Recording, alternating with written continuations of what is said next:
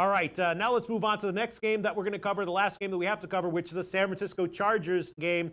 Obviously, the big news here is Jimmy G is out, and C.J. Beathard from Iowa is going to be the starting quarterback. Chargers, of course, coming off of the game against the Rams, and I did actually bet this game, and I'll tell you what I did. Tell me if you think I made a mistake here, and please be honest, Nani Rightside.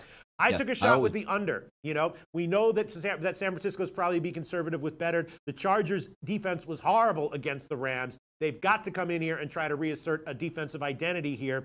You know, obviously there's a lot of weapons on offense for the Chargers, but, you know, it's a healthy total. It's getting bet down. I got it at 47. What do you think about that? That's my play on this one, is the under at 47. What do you think about that? And be honest. Yeah, whenever you look at, no, I'm completely honest. When you're dealing with numbers at 47 or higher in the NFL, you have to have almost a complete game in order for that to go over. Look at the game last night, which was set at 55, and people were sweating that out to the last minute. That game could have ended up in the high 40s, which nobody would have thought about. You're right. You have C.J. Beathard coming into the game. You also have the Chargers trying to lick their wounds in this game. You don't really know what the game plan is going to come out. I actually like a little bit better here. I think you're getting a tax just because Jimmy G is out. Look, the 49ers haven't been all that successful with Jimmy G this year at the helm. You know, he took a loss to Minnesota. You come home, you barely beat the Detroit Lions. You don't cover that football game. Last week, you know, hey, look, they might have been able to sneak through the back door, but it didn't look good. 35-7, whatever it is, for up till halftime and early into the second half. Maybe you're getting a little bit of a discount here if you take the San Francisco 49ers. Even like take a look, Pete, at the Jacksonville game this past weekend where you had Blaine Gabbert starting at quarterback. And instead of that line being like 6, it ends up at 10 at game time. It ends up in a 9-6 quagmire.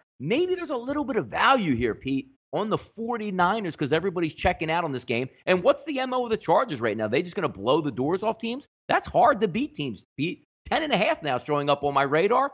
Might be leaning a little bit sneakiness here on the 49ers. No, absolutely. I completely agree with that. And also San Francisco has had some problems with penalties that they might be able to fix. I was definitely thinking about taking a shot with the Niners here at 10.5. My question is, though, what's your take on the Chargers defense in general, though? Because, you know, I know Bosa's out. But that was ugly against the Rams. I thought they weren't the Chargers supposed to have a good secondary this year? They didn't have it last week. What's your take on the Chargers defense in general right now? Is it going to improve from what we've seen so far?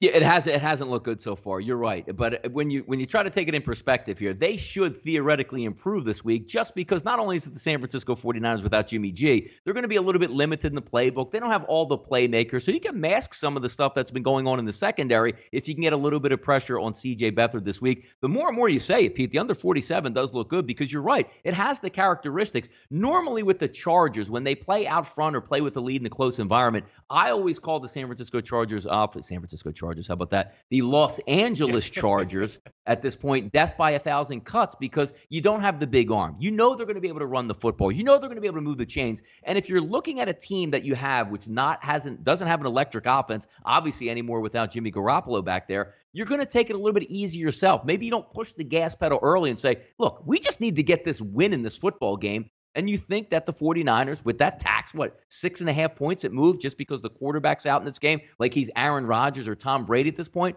I think that the MO of the Chargers this week, Pete, might slow it down, just getting first downs, moving the ball down the field, getting out of here with the win. You got 47. I think you got a good one. Yeah, that's I'm agreeing with you. I think it's a little bit of an overreaction, maybe a big overreaction to Jimmy G being out, and I would definitely be leaning the Niners getting 10.5, but more so on the under. And again, I did already bet it. That is an official bet that I made. I think in the Low Shag in the Bag show today, I'm going to make this one an official pick on my NFL record on the year.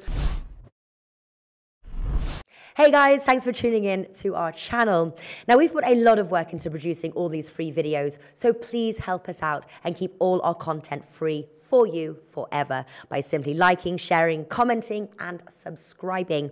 Now, not to mention, a visit to our industry-leading website will warm the hearts of all our SBR employees, especially myself. Now, the links are over there to the left, so do check those out. Thanks for watching.